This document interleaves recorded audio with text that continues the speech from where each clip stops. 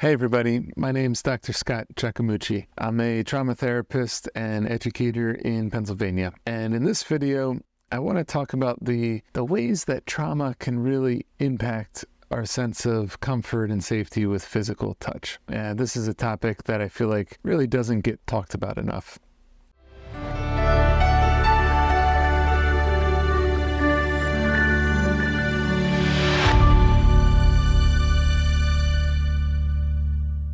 So one of the most common ways that trauma can impact us is it leaves our body really hyper alert, especially when we experience trauma that involves any kind of physical violence or any kind of inappropriate sexual touch. That it leaves our nervous system on edge, and it can leave us feeling really reactive or very uncomfortable or unsafe about any kind of physical touch going forward. And I think there's kind of varying degrees to this, and also it can be very context dependent. Like in my psychotherapy groups, I noticed that if the atmosphere of the group is less focused on the trauma in a given day and the clients are engaging in physical touch, there isn't as many issues with it. But if the atmosphere of the group and the theme of the day has been about physical violence or has been about sexual trauma, that group members tend to struggle a bit more with physical touch. So I thought it was important to highlight this so that anybody working with trauma can be sensitive and aware of it, and anybody that is struggling with trauma themselves could have some validation that this is a really common way that trauma can impact us throughout our lives. So it's like if the past trauma involves violence or inappropriate physical contact, it makes sense that physical touch here and now could be a trigger for flashbacks or a trigger for physical sensations or memories or emotions or fear or anxiety related to the past trauma. And there's a whole nother video I made about different types of flashbacks that covers some of this that I encourage you to check out. Having past trauma of this sorts can leave us really sensitive to physical touch, or even can leave us with an aversion trying to avoid physical touch. And I think one of the most painful and complicated ways that this manifests is around sexual touch. That for folks that have experienced sexual trauma, that the engaging in sexual touch today can be really activating and triggering and complicated and scary, and that something that's supposed to be beautiful and pleasurable, it turns into something that's painful, that's triggering, that's scary, and that brings somebody back to past traumatic memories. I feel like this is something that probably doesn't get talked about enough.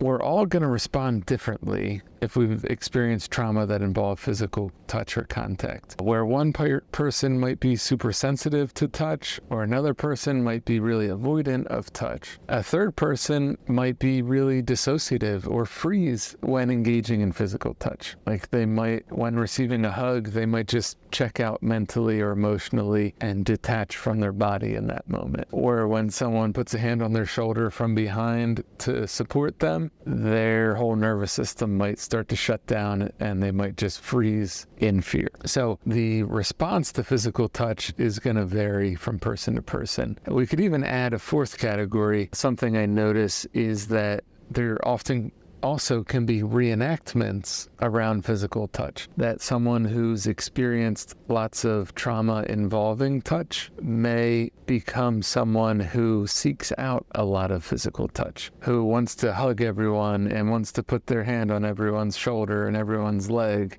and maybe seeks out lots of sexual contact. And there could even be some sort of reenactment going on around the physical touch for that person on an unconscious level, or perhaps an attempt to, usually unconscious, an attempt to feel a sense of control over situations involving physical touch by being the one to initiate them, rather than being the unwilling recipient of it. So trauma involving physical touch can really show up in lots of different ways later on. I think in this conversation, it's also important to acknowledge that physical touch and the norms related to physical touch are going to vary, not just from person to person, but from family to family, from culture to culture, and from religion to religion. That in some religions, there's lots of physical touch and hugs and handshakes.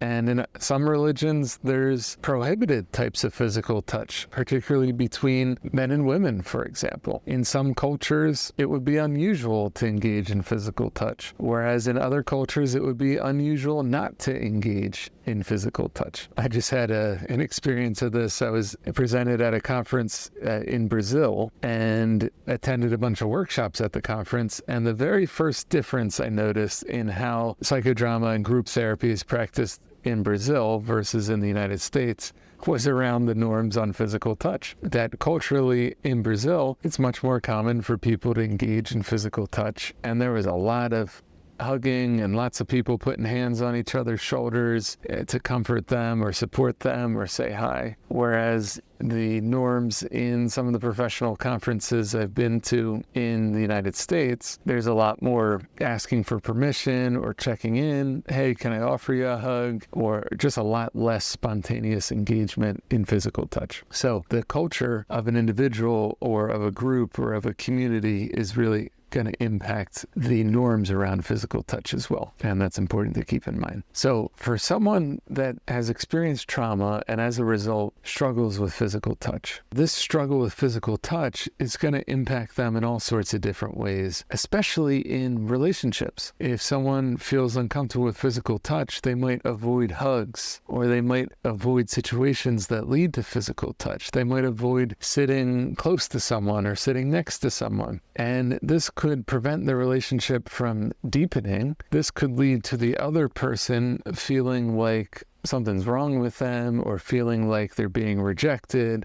or feeling like we don't want a hug from them, or we don't like them, when really it has nothing to do with them. It's really about us and our past trauma. This can lead to challenges with intimacy, challenges with sex, with physical closeness. And it can lead to all sorts of misunderstandings, frustrations, and conflict within relationship. That if we're recoiling from physical touch, other people might start to feel like we don't want them to touch us, or we don't feel comfortable with them, or we don't trust them, or we don't feel safe with them, or we're not interested in them emotionally or romantically. And this might be the farthest thing from the truth, but it might be the kind of thing that we can't prevent ourselves from doing, and or we have difficulty explaining to somebody else exactly what's going on. And if we struggle with physical touch from past trauma, but don't have concrete memories of that trauma, or don't feel comfortable talking about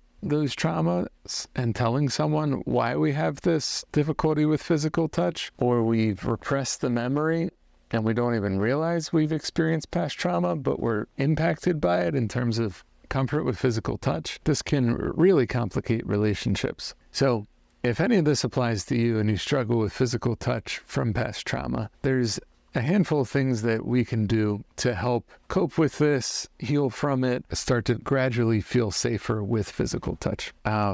One thing that's going to be really helpful off the bat is figuring out where our boundaries are and practicing communicating those boundaries, setting those boundaries, maintaining those boundaries, reinforcing those boundaries. Telling people when they reach to give us a hug, hey, I'm not comfortable with a hug today. Or telling the people closest to us that we would feel most comfortable if they asked us for permission before hugging us or before engaging in any kind of sexual touch. That boundaries, consent, and permission, communicating where we're at, what we want, what we don't want, what we need, what our needs are, is really going to help us feel a sense of control and predictability around physical touch. So the more support and understanding that we can cultivate in the people around us, in our romantic partners, in our family members, in our friends, the more we're going to be able to navigate this without being triggered unexpectedly. Another simple thing that we can do is engage in any kind of grounding techniques or activities that can help us work through the discomfort rather than avoiding it. Because if we can consciously and in a very safe and predictable way engage in physical touch and then work through the discomfort that comes up,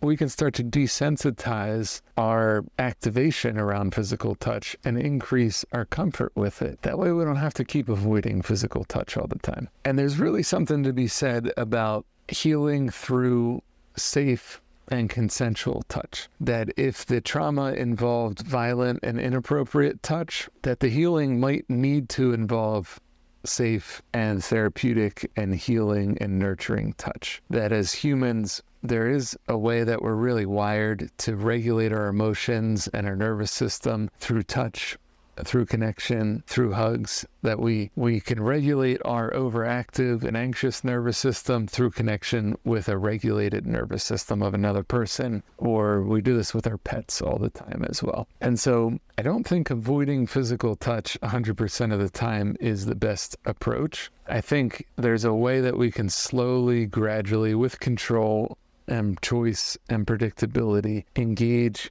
in touch that feels safe a little bit more at a time, so that we can start to heal from this past trauma and start to develop a sense of comfort with physical touch. So, of course, there's a consent and communication and transparency process that we can engage in with friends, with family members, with our partners about this. And for many people, healing can come through their relationship with a friend, a family member, or a partner, someone that respects the boundaries and someone that's truly safe and engages in safe physical touch. Now, there's also other places where we might experience safe and healing physical touch. One common area is massage therapy, which I recommend often to clients who are trying to learn how to set boundaries around physical touch and who are wanting to engage in activities that involve physical touch in a slow, gradual, predictable manner. That if you find a ethical, reputable, trustworthy massage therapist, they're going to ask you before the session, is there anywhere that you want me to avoid touching on your body? Is there anywhere you want me to focus the massage on? And right from the start, you got control over setting a boundary. You're invited to set a boundary about physical touch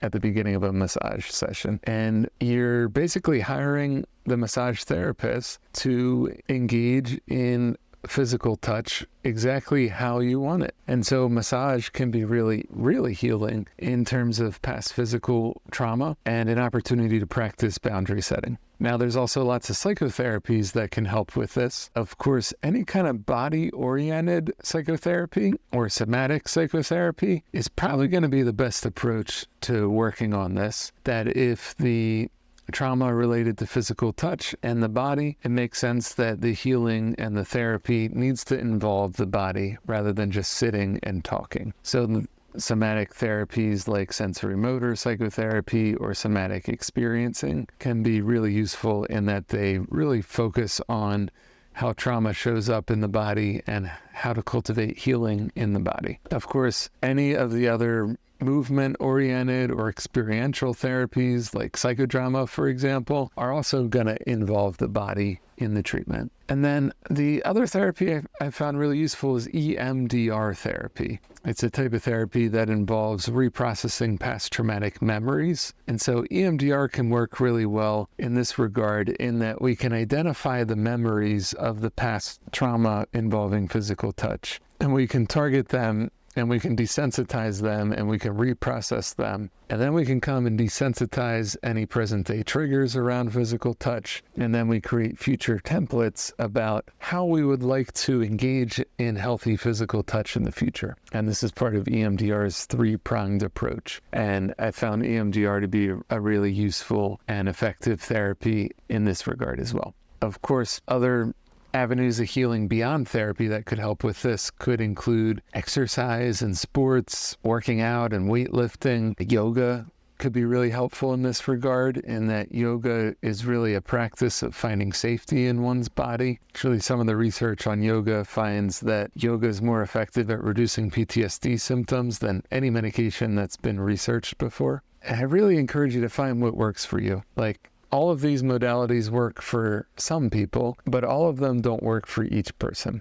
And so it might involve testing out and trying different modalities, different approaches to find what really fits and is most effective for you individually. Of course, there's plenty other ways of healing from trauma and healing through trauma through safe physical touch. And I'm really curious to hear if there's anything I forgot to mention in this video or any other avenues that involve safe physical touch that you found helpful in healing from trauma. I'd invite you to put those in the comments below so that other people can learn from your experience and try it out. If you want to get notified about future videos on this channel, I'd encourage you to like the video and subscribe to the channel. My hope is that by making these videos, it might help someone who's struggling with physical touch or struggling with trauma, or help other professionals that are working with individuals that have experienced trauma.